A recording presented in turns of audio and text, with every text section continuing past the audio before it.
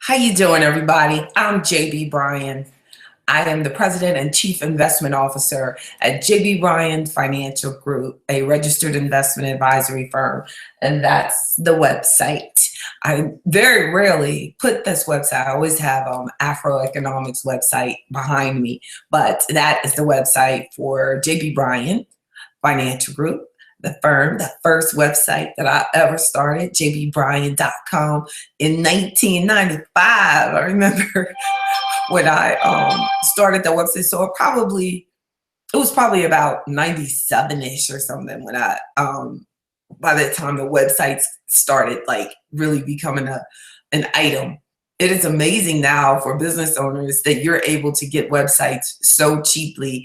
And I can tell you that my first website was, like it cost me probably somewhere near $5,000 to get it up and running. What you can do today for like, a couple $100 if you do it yourself, like anybody just fill in the blank. And I remember there was a financial service company a marketing company that services just financial service people. That when I left the big firm, I started using them. The big firm used them, so I started using them when I went independent and left the wirehouse, it's called, that I was working with.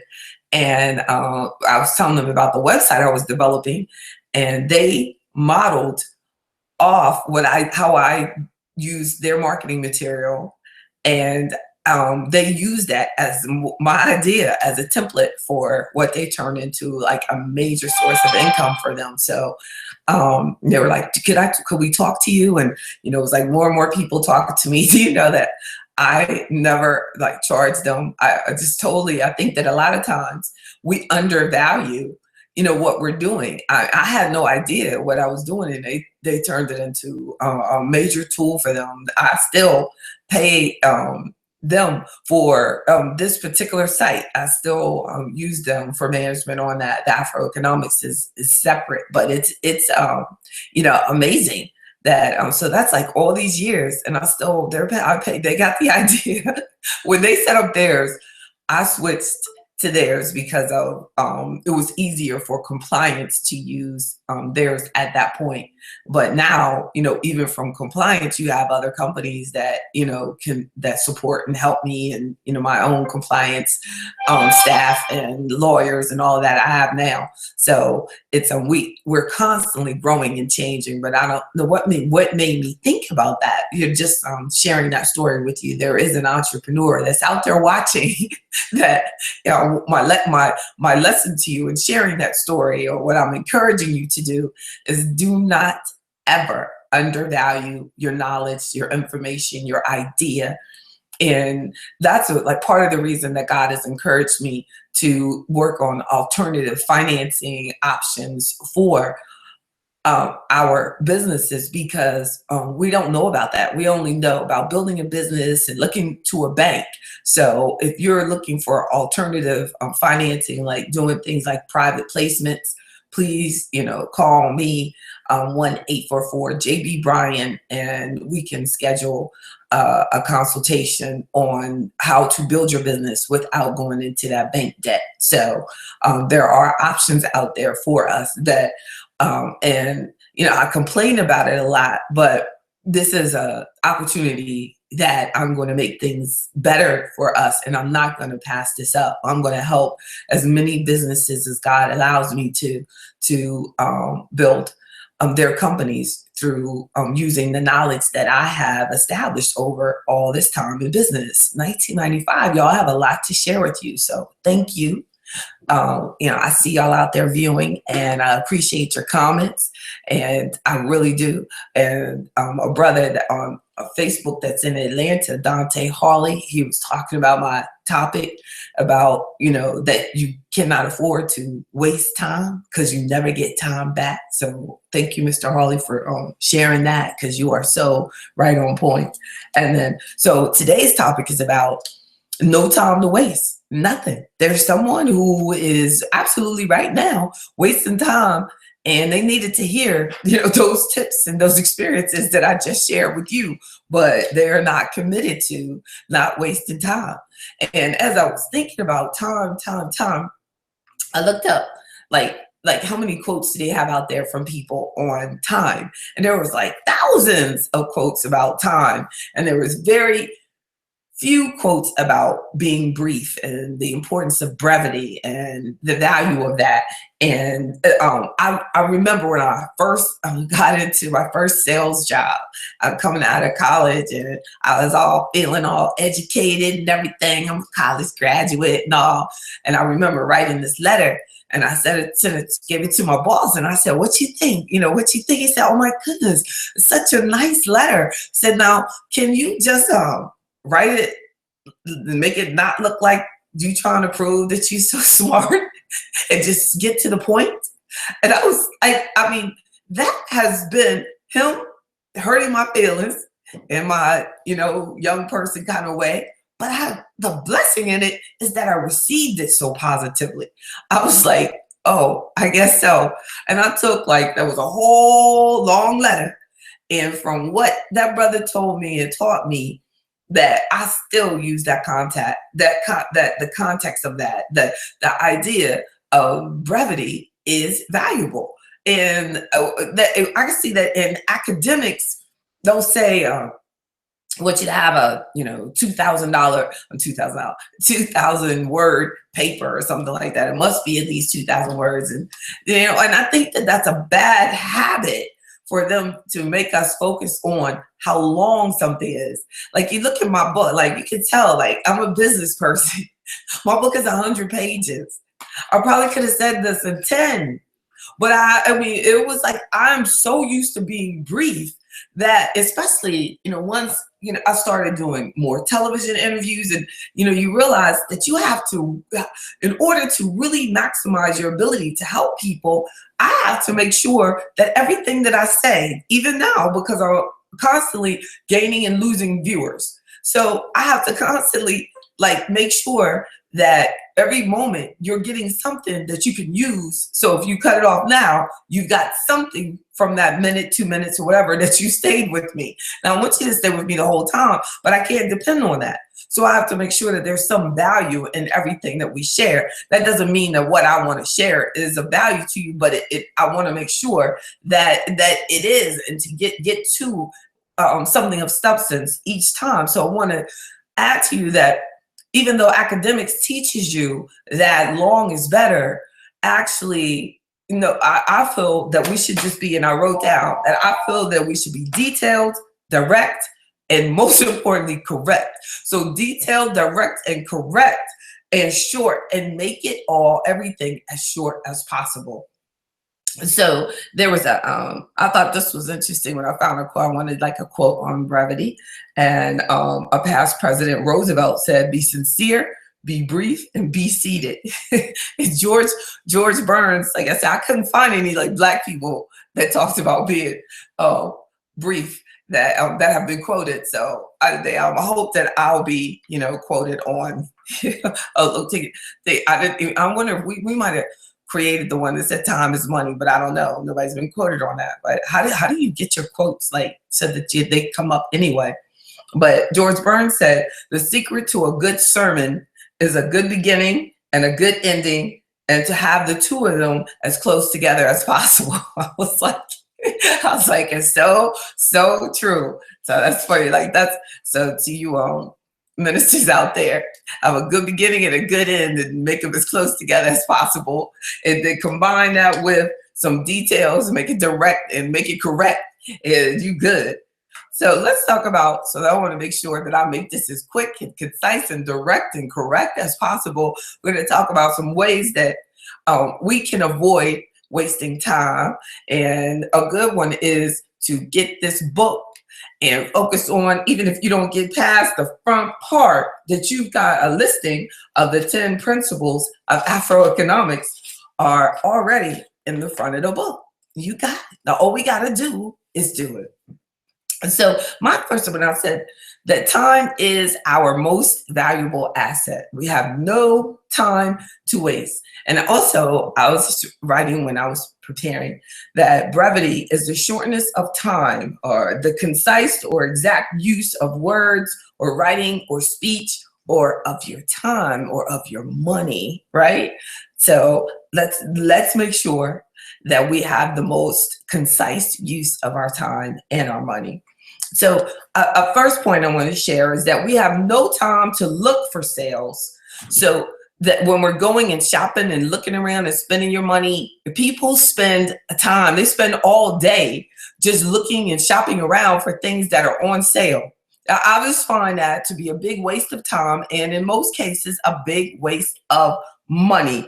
Just because it's cheap, it does not mean that it's something that you need.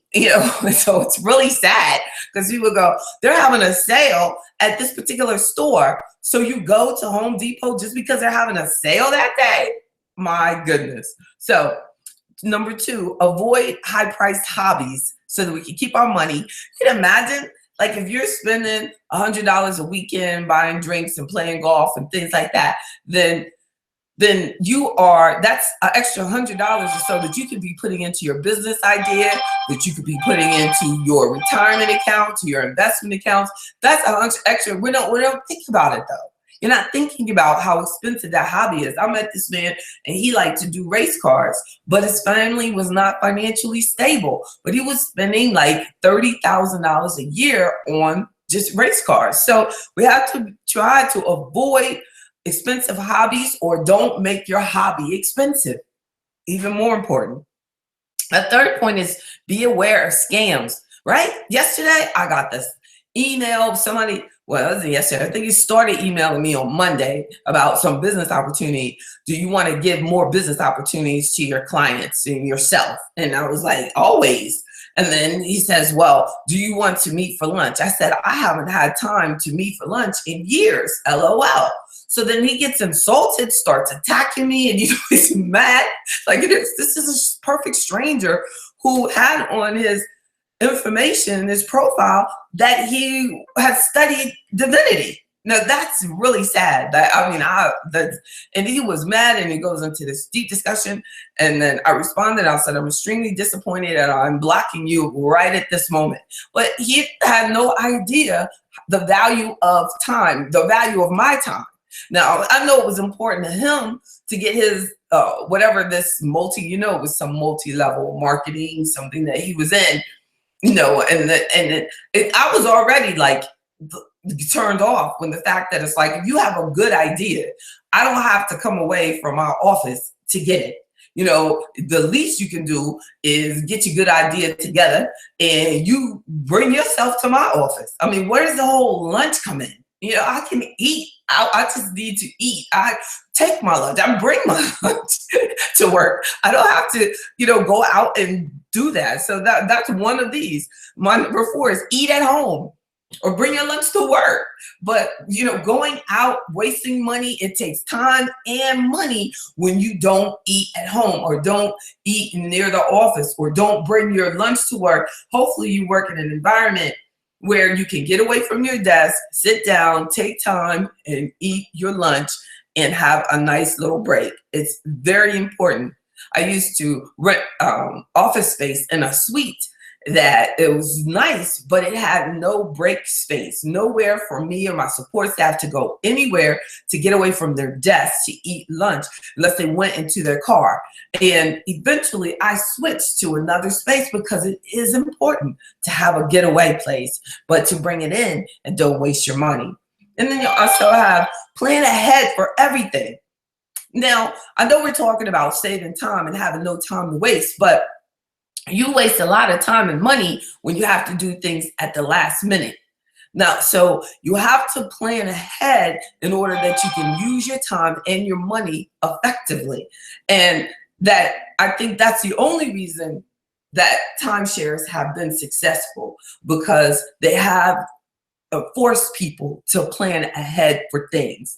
But at the same time, I have a lot of clients who are very, very unhappy with them because they have certain restrictions inside them. So there's a good and a bad about everything. But if you get into that type of situation, then you definitely have to make sure that you plan ahead so that you don't waste your money year after year because you did not plan to take advantage of your purchase into that timeshare.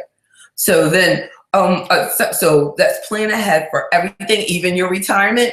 Talk about that all the time. It's going to be real bad when you get to the end of your career and then you say, I want to start planning for my retirement now. I'm going to start saving now. And according to many studies, it says that people try to become too aggressive because when they haven't given themselves time for their money to grow, so they take on, additional risk at a time where they probably should not be taking on the additional risk because they need every dime that they're saving at that point. But but retirement planning is important. Go to the website, get started, set up a complimentary consultation with me. You have nothing to lose and everything to gain to start and plan ahead. Use your tools that you already have, correct? And that's my sixth point, that we have so many assets readily available. I believe that God has given us everything that we need in order to be successful. It's just up to us to make sure that we take time and use it effectively to take advantage of our tools. Buying a new phone, but never really learning how to use it, but you paying a premium for an upgraded phone, but you don't know how to use it. That's a problem. Schedule yourself, go to the class, use your time effectively. Don't just sit at home and do nothing or during time where you could be doing something. That also what's that tools, use the tools that you have effectively, like use your car effectively. A lot of times, people have what they need and then they still go and rent other vehicles, like people that have a car and go, well, it's a lease, so I got to rent a car because I don't want to put miles on my lease. Now, that is bad. That is a bad situation. So now you got to make that lease payment and you're renting a vehicle. So you can't use what you have effectively. That's a problem. Really be careful when you're thinking about doing a lease if you like to travel. And using your computers, using your assets. Do you understand how your computer works? Do you understand how to make sure that the virus software is updated so that you don't have the downtime of the computer going down? So think about those things. But what about number 7 is scheduling automatic bill pay to save on postage. Setting up, especially if you have a salary. Now I can understand people that have their own businesses and they might want to, do things as they come available because they have payroll, other responsibilities, taxes, things that come up. So they have to be even more organized. But people that have a certain amount of salary that they're getting, set bills that you're getting, you're wasting your time by not setting up things to be automatically paid, just like you have the automatic deposit. One lady posted on Facebook today that she said, do you ever get tired of paying your bills? I actually never get tired of paying my bills. I have always been excited about having money to pay bills. You want to get me disappointed is when I feel like I'm not going to have the money to pay a bill. I don't want that. So I'm working ahead of time so that I don't have those situations. But to be able to pay a bill, that's a blessing. Because we're paying bills on things that you decided to use. Those are resources that you're taking advantage of. So we should be excited. I'm so thankful every time I pay a bill. Sometimes I even put in the memo section, thank God, especially when I pay taxes. Thank God. It's a blessing. Definitely. So number 8, avoid wasting money on things that you do not use, right? People who brag about having clothes and shoes in their closet with tags on it, that's silly. But then you're not maximizing your work retirement plan. They say you can go up to 10%, but you're only putting in 1%, but you got shoes and clothes in your closet with tags. I have a problem with that. You're not, avoid wasting money on things that you do not use. Do you really need to have 4 cars? Do you really need to have 4 motorcycles? Do you really need to have all of these things, whatever it is that you're wasting your money on? Do you really need to use it? Like I buy all this fresh food. So my refrigerator is not like packed with a lot of food. But I have family members that have their refrigerator is packed from the front to the back. of like stuff that looks like it just needs to be thrown away at this point. You know, that it's like, so then you have all these half-used salad dressings, half this, half that, half of that, great big pantries full of food, but things full of just stuff. You know, well, first of all, if it's in my house, I'm going to eat it. So that already cuts out a lot of stuff because I just can't have it in there because I don't. So I don't need anything extra in there that you're going to like, you know, be gouging or eating too much on. Just limit yourself. There's like just so much. So I have to just, you know, so other than the fact that it stops me from wasting money, you know what I mean? It's a good health habit to just not buy stuff saying, well, when company comes here, I'll have it. No, when company is coming, then you buy it.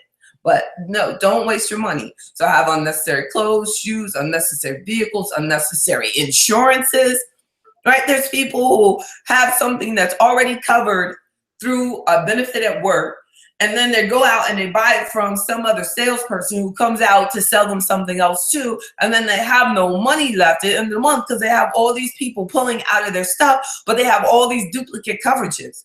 Like you might be in a auto club membership, but at the same time, you've got that towing coverage and things on your insurance, your car insurance. So you need to make sure that you're not having duplicate coverage on things. And then add unnecessary food and throwing it away.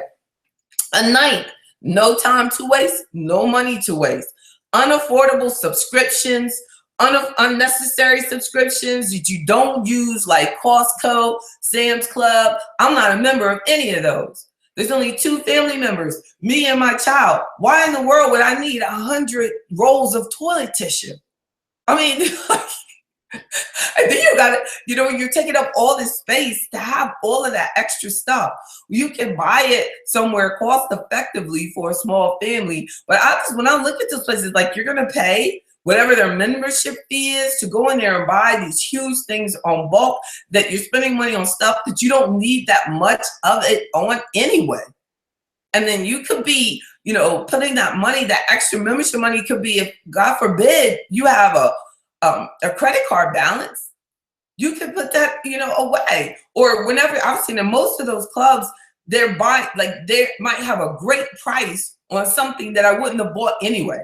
Like it's a great price on 100 inch, you know, a screen, smarter than the world, smartest in all the world, loudest in all the world, you know, item or something. Like something I wouldn't have bought anyway. So it was $10,000 and it's here for only $8,000, but I wasn't going to buy it anyway. So why did I have to pay to be a member to get that great $2,000 deal? I wasn't gonna buy it. Oh, their furniture is cheaper. Well, how often are you going to actually make this furniture purchase? You know, but if it can do that and then you get rid of the membership, then maybe that's an option. But you have to really run the numbers on your everyday grocery items, or if you're going to be buying these big ticket items from them anyway. I try to avoid all of those types of things because and then a final point is, thank you all for watching. A final point is to entertain yourself and your family for less. Like last night, I wanted me and my daughter to enjoy Valentine's Day, but I was like, I feel like I would have spent more money if I went out to a restaurant. So, you know, I typically cook every day. Maybe one day that I'll let her get something, you know what I mean? Then we'll go out for something. But I try to cook every day. That saves money, but it also helps, you know, my health. No, we're not getting any younger, right? So, and then you have to check your, you know, protect your children's health as well. Like just letting them eat garbage. A lot of parents do that. And then they eat healthy and then their children eat garbage. That's the problem. We have more and more young Black children that are becoming, you know, getting chronic illnesses as teenagers. So we have to stop that. That's cutting down their career. It's making everything more expensive for them. They want to get health insurance or want to get life insurance, anything, and they'll have to pay more for everything with that in their file. So we have to be very careful and realize that our health habits make a big difference. But entertaining yourself and your family for less. You know, so I said, well, instead of, you know, we're going to she wants something special. So we just order delivery, but then that cuts down a lot on the tip because I'm a big tipper. I want to let them know I appreciate their service, so I just pay for the delivery fee, and I save at least, $10, $20, depending on what you're getting, right there. But that's just the two of us, and I don't even drink, and of course she doesn't drink. But going out can be very expensive. So entertaining ourselves, and making it less, enjoying your community and enjoying your own backyard, enjoying your own home. So we sat and watched our own smart televisions or our own Netflix prescription, and watch movie after movie, do things.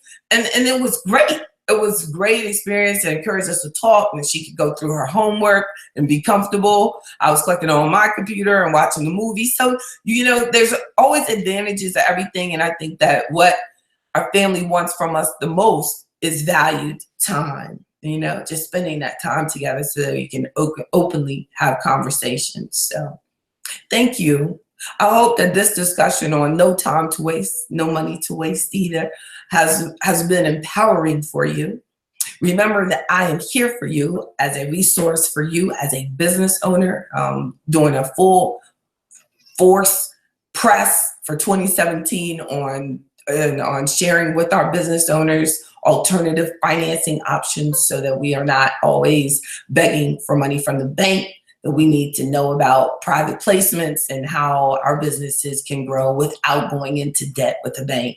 There's so many things that we can do to build our businesses, to get our products and our ideas out there. Consider me a resource for that. I've been an entrepreneur an investment advisor since 1995. So I'm here for you. And then, also, if you have any financial questions, don't hesitate to ask, and check out the AfroEconomics membership. It includes, meetings every quarter with me. And then we do our membership meetings that will be starting. February 25th is the membership meeting, coming after the regular Black History Month celebration on the 25th, and we're gonna have our membership meeting afterwards. So I encourage everyone to check out afroeconomics.com or jbbryan.com, this website, and click through to AfroEconomics. You're the best. I thank God for the opportunity to assist you and to empower you and encourage you. And to all of my people outside of the US, know that the definition of AfroEconomics is a financial management program designed for the advancement of Black wealth in America and abroad. I'm here to serve you. Take care. Have a great week. God bless y'all. Bye.